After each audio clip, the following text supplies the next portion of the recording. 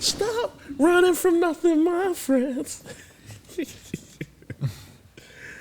Those songs really got here. Somebody must have said something on Paradise, I think. Because it was just like, they was like every couple of months they'd, I guess, keep going back to that reaction just to like hear our take on it. And people said we had the best take on that like song. Ironically, the Paradise panel was just us. That was another deep conversation. Yeah, it was like a 30-minute conversation and shit for Paradise and stuff. Like we said with Wailing 52, we just... It's crazy. We got a couple gems where like we just was like spitting for like 40 minutes and shit, an hour conversation, like a B-side that a lot of people don't react to or something. I think that's dope. What's up, Army? Welcome back to Redemption 46 Studios. I'm Nick. Keith. I'm Curtis. You know the vibes. Y'all saw the picture. Y'all saw the thumbnail. Y'all know why y'all here. We're here for this hidden track by Jimin, Letter R, which we already is assuming is probably a letter to Army. Surprised it's like nowhere else in there. If this is your first time on the channel, hit that subscribe button and become a real redeemer today. Also for content like this, jump on the Patreon. Literally the Tonight Show interview with Jimin up on there. Album review dropped on there with some B-sides on there. Dance practice to Set Me Free Part 2. Yeah, man, I'm hyped to get into this.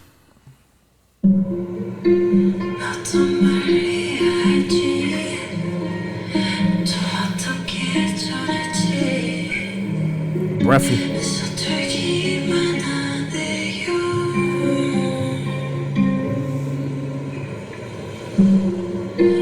뻔하단 걸 알지만 가볍지 않도록 이 말을 전할게요. I say oh oh 더 행복하길 바래요. 난 넘어질 때면 내게 그 손을 밀어주던 you. I say oh oh 이제 내가 잡아줄게요. 울고 싶을 때면 넘어지지는 않도록.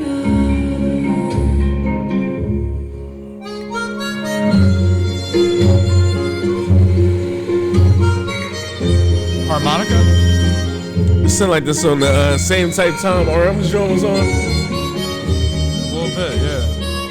Or at least in the same kind of BPM. 시간이 흐른 뒤에도 우린 그대로일까.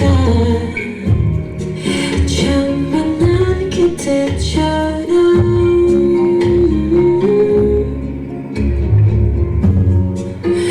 우리가 함께라면 사막도 바다가 될 수 있던 그때 그 모습 그대로. C was a hidden track as well for Army. And they had yet to come filmed in the desert.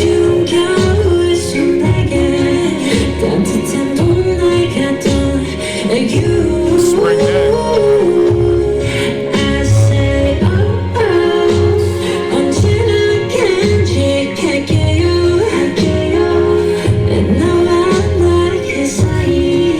지웠던 그 순간들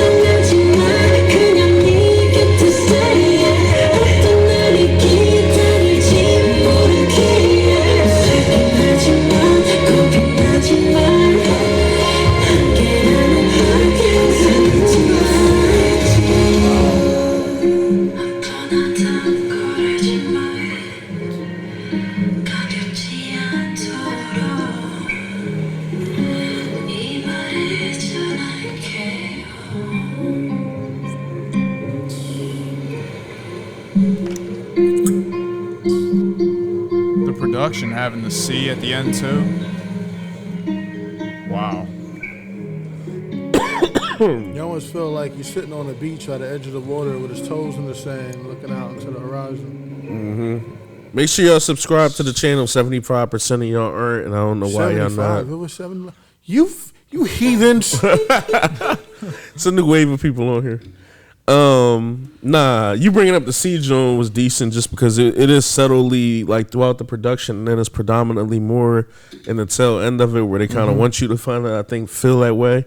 Whether you're sitting on a beach with your feet like in the water, or whether you're sailing away from something, kind of take that in however you want it to be. They said C was a hidden track previously, so basically them saying that you turn the desert to a sea. The desert was in yet to come, and basically the sound design of the waves and everything is basically saying you turn my dry desert into a sea, and I know that's what was said here. So basically, that production runoff at the end is just like it just adds a lot more kind of weight and emotion to that. It feels weird hearing JK kind of just only doing like background vocals and not predominantly jumping in the mix. I love the choice, but it was so like it's ironic. It's a hidden track and it's hidden gem. Yeah, and it's like obviously any cookie you can get, any little bit of cookie. You want the cookie. You don't want it. Stop. Yeah, anytime you can get JK on the track at all, like you gonna want it, but it's fine. It's just one of those situations where sometimes maybe you would want to hear him a little bit on here as well. But this he was isn't back his there track. killing. He was eating. He was, but you know how those Jones be. It's funny as too. It shows that togetherness, so like that harmony, that synergy. So. Yeah, and it's funny as too. Like Jimin's up there because I thought it was a lot of harmonizations at times. It felt like it was two Jimin singing, like through a lot of the song. So I like that a lot. This was dope. I guess I can kind of see why this was more of a hit in John, just because not so much like it didn't fit the theme of the album, but it did. But it sounds a little bit more different than anything because it even sounds a little bit more different than Alone, and Alone felt a little different than everything. But he also said, "I'm delivering this by hand, like this letter, proverbially, so that it's not being taken lightly. Basically, I don't want to release this for like." Mass consumption. This is something I really want to say to you. Literally, you had to buy the physical copy and listen to it you had to put it in your hand to listen to it like a hand-delivered letter because it was only on the physical copy. Yeah. And I'm assuming if you bought the physical copy, you're your army, so here, Or you just like physical copies. Yeah. That's kind of weird. But just buy a vinyl that somebody don't fuck with. Unless the album cover is fire or it's a classic, but you don't. I know people who get physical copies just for the photo cards. Oh, okay. And I don't know. I don't do it, but I know people who do. That's wild, though. Depending on what the photo cards are and shit like that. It's extremely wild. Yeah. Nah, just in the sense of like I don't have an issue with anybody doing it, but if you're just doing it and you don't fuck with the group at all, that's kind of just like yeah. I would think they would mess with the group. You gotta have the photo cards for a reason. Yeah. It's kind of creepy if you did. I don't fuck with them at all, but I have all their photo cards.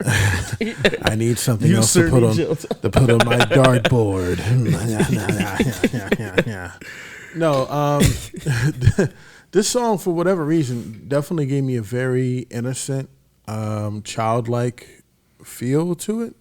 Like it could have went in a lulling, like where the wild things are. It could have went in there, and just kind of like sat and fit in, almost like an innocence. And if there was ever a song to be a love letter, this sound almost embodied the phrase.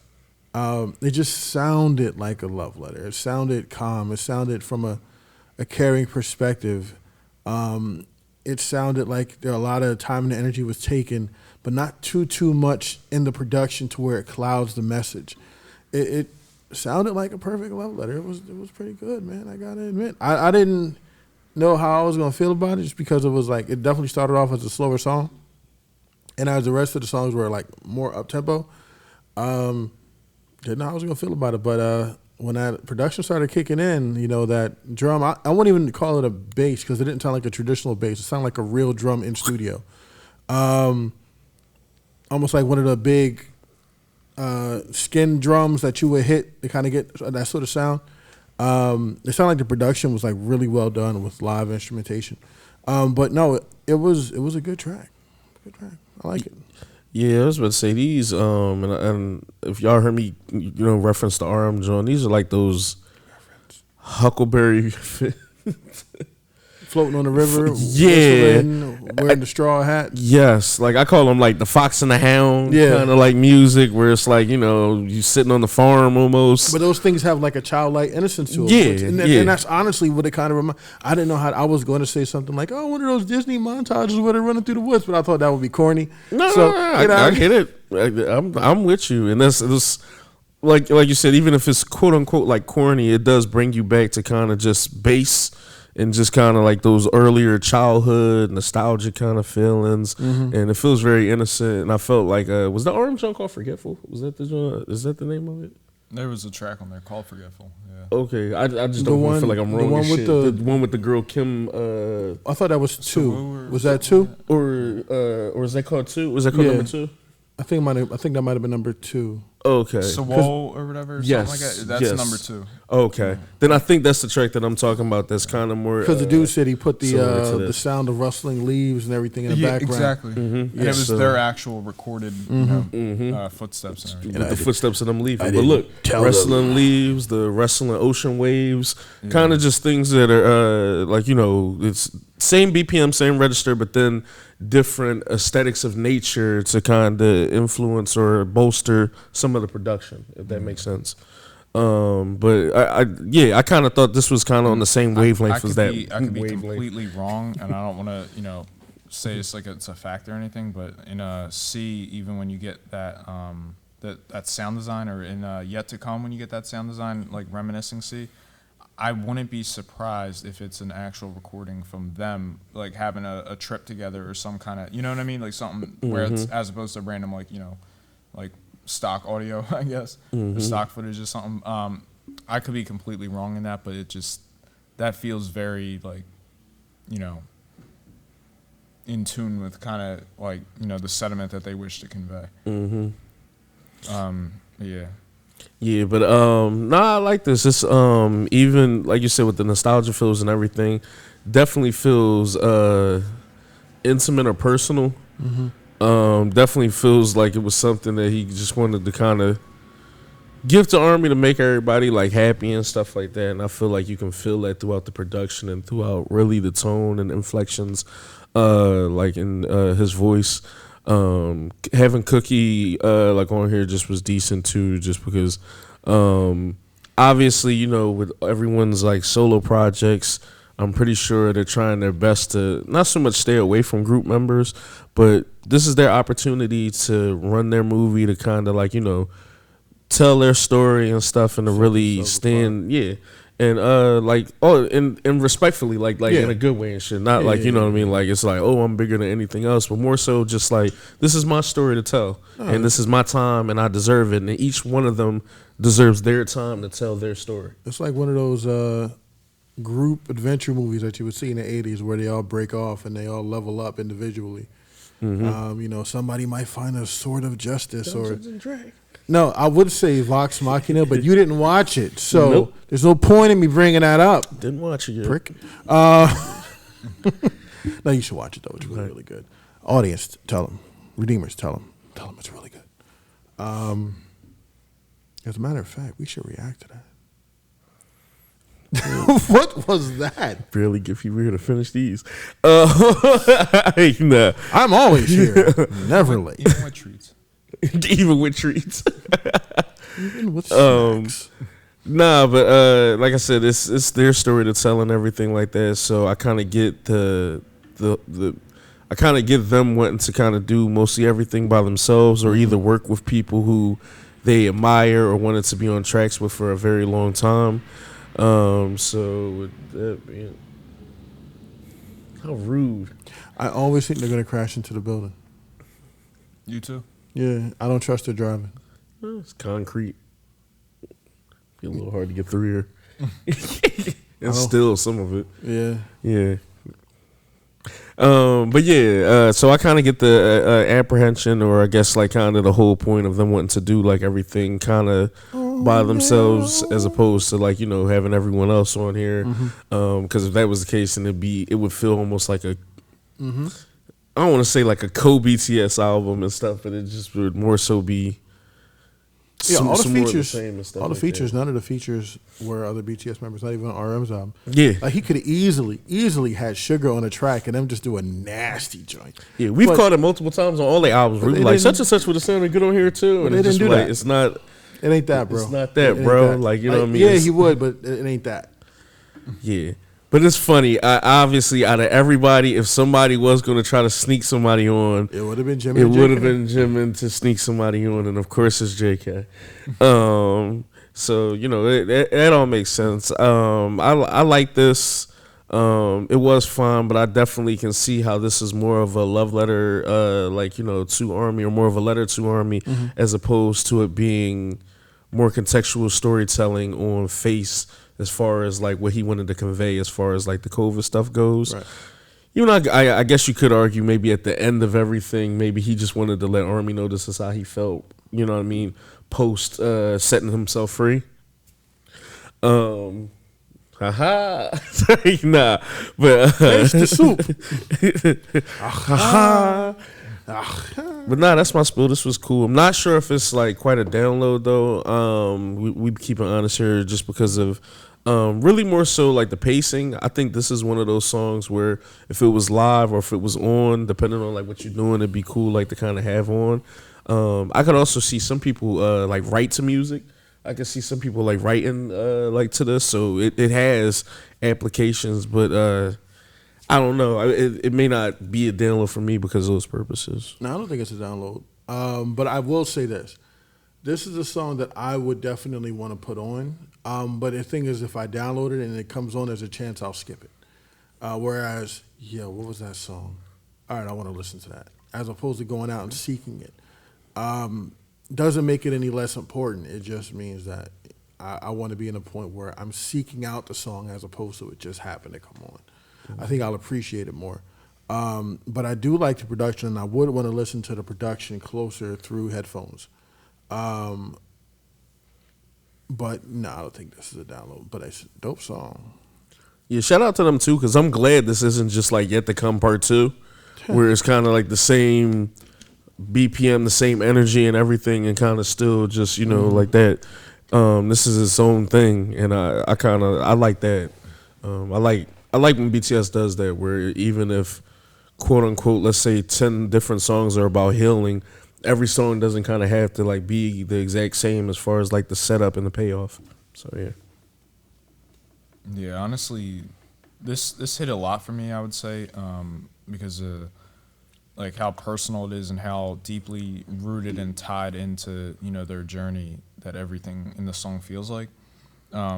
Obviously, yes, the relationship between, you know, BTS and ARMY, of course, but so much more specifics with Jimin in there, that, you know, like all the references to, you know, saying you turn the desert into a sea, the sea being a hidden track and everything, you know, the production adding in, you know, those elements of, you know, the waves crashing and everything, just kind of, you know, how they chose to tell that story even in and of itself. So in relation to those kind of things, like they tied that in, which I still do believe is probably audio from an actual trip or something that they would have taken, just knowing the sentiment of like the production that they're trying to convey. But then they also added, you know, spring day and everything. Like that's, you know, you represent that spring day to me on a cold winter's day. So they're tying in, like, for one, tracks that are incredibly personal, you know, to me. Like just, you know, those tracks are incredible. But it is also they also tied in Young Forever. And if we know from Young Forever, remember they had that moment on stage where they were like crying because the audience was singing it back to them and everything. That was like a really big moment for them. I believe it was 2016, and they were talking about disbanding and everything at the time, if I'm not mistaken, at least. Where basically they had those seeds of those thoughts, and basically Army kind of singing "Young Forever" back to them and everything. Was just something that really was like a moment for them. So when they say like we just want to stay together like forever and everything, and you hear like a little bit of that. It feels like it's tying into those things. And I'm imagining like actual, writing of a physical letter, and just imagining like the emotion kind of behind those words, like as you're writing them. So it feels a lot more sentimental and reflective in that way, but it's something that adds just a lot of deep kind of emotion, because that's the point of the letters, to be reflective of the journey and everything. But it also reminds me a little bit of, well, not a little bit, it reminds me a lot of everything that they talk about in the subject matter of Let Go, which is, another top 10 for me easily. And it's basically that, when they were talking about possibly having to say goodbye to Army and having to kind of separate their feelings and kind of detach themselves in a way. And you feel like the pain and the regret kind of in there. And, one of the last things that they have in that song is like, if we separate now, I hope that I can come to you and be happy in the future, or that like, if we separate now, that we can one day meet each other and be happy. And it's just like imagining the emotions of those times and everything, but now recontextualized in a very separate thing for Jimin specifically.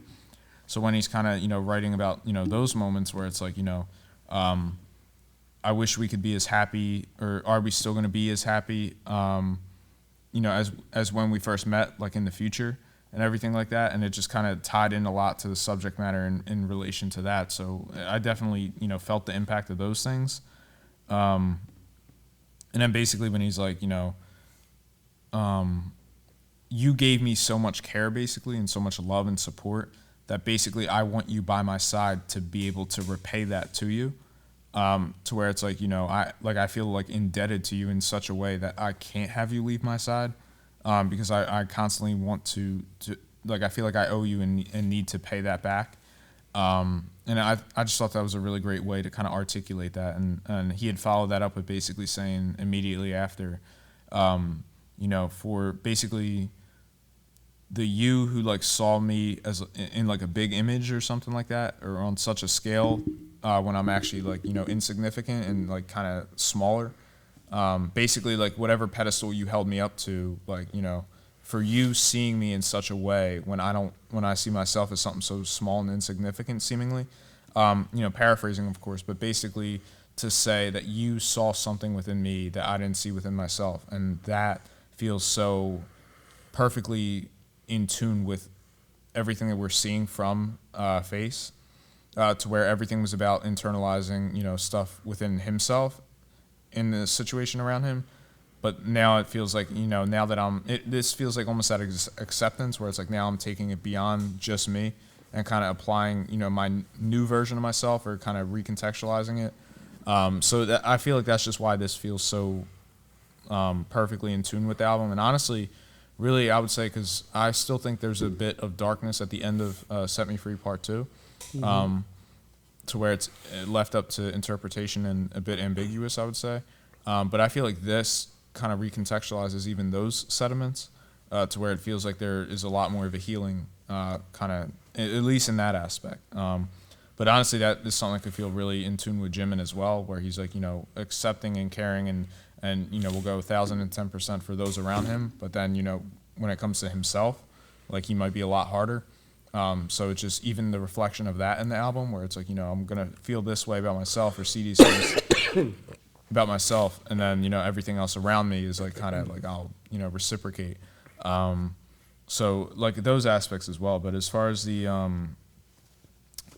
actual, like the production and everything like that, I love that they gave everything time to breathe and kept it reflective. They had the, harmonica kind of just going throughout in that first section there. And then the latter part of the track, ironically, letter. But when they get to, the harmonizing with the vocals and everything, and you get Cookie's ad-libs and everything sneakily kind of in there. I just thought the meshing of all that was really great, and it wasn't anything that they seemed like they wanted credit for. I mean, hence, it being a hidden track.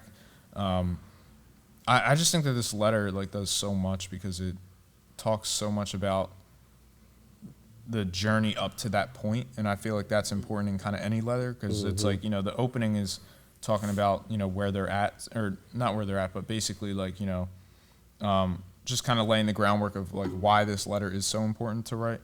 And then the middle is basically the future, where it's like, you know, are you gonna love me or be there for me the same way you were when we first met?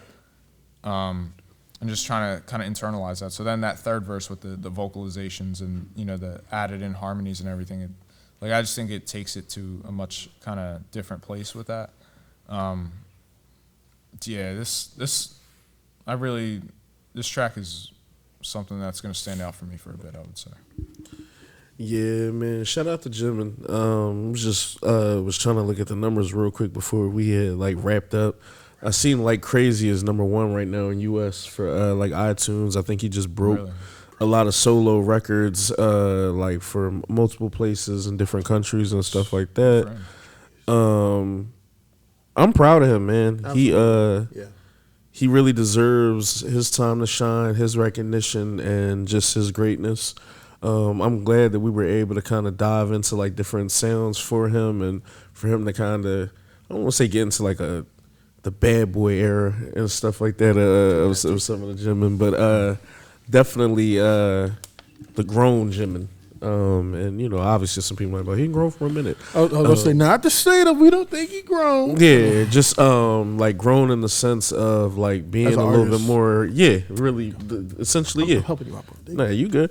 As an artist, but just that comfortability level in the sense of being able to like curse friendly on tracks or just kind of say what he wants. Finally free. Yeah, and you know, people can kind of say what they want, but I feel like with BTS sometimes, even they know that they can say what they want, but sometimes maybe word it in a way where it's still not so much publicly correct, but it's just where you can layer your messaging in ways to where you talking shit, but like it ain't like crazy. Right. Versus now where they're a little bit more blunt with certain messaging and stuff when they want to and shit. Like it's okay for RM to jump on and just be like, I'm fucking lonely. And it's just, and then he can elaborate from there. But it's just people can be kind of a bit more blunt, like fuck my ops. I think that's just a matter of protecting the brand of BTS as opposed to like individually. Like individually, I can say what I want, but as a member of BTS on a BTS album, I have to protect that brand to the point where I can, you know, say what I want to say, but not say it as vulgar. Which is crazy because sometimes the vulgarness can help to display those expressions of like, you know, it's an exclamation point. Thank you. Like it's really an exclamation point on top of something that you wanted to say, where it was just like, nah, fuck it wanting to sound like this is really what I meant when I said it. And I feel like that's how they use it. It's not just used just to use it. Like it's not a freebie like a F-bomb in a PG-13 movie where it's just like, we got one, let's use it. Fuck that. Yeah. Shit. Yeah. But yeah, man, shout out to him. I thought this was decent. If y'all want our album review, go join the Patreon. The Jimmy Fallon interview is up on there. The dance practice to Set Me Free is up on there. The B-sides that weren't dropped like today are up on there as well. Nick doing the Set Me Free challenge is up there. Not y'all lifting me up. So like, it hurts. Mommy, it's him. Mommy, it's him. Like, comment, subscribe, #Redeemers. Let us know what other Jimin content y'all want us to get into. We love y'all. We appreciate your army. We're going to holler at y'all. Take care. Peace.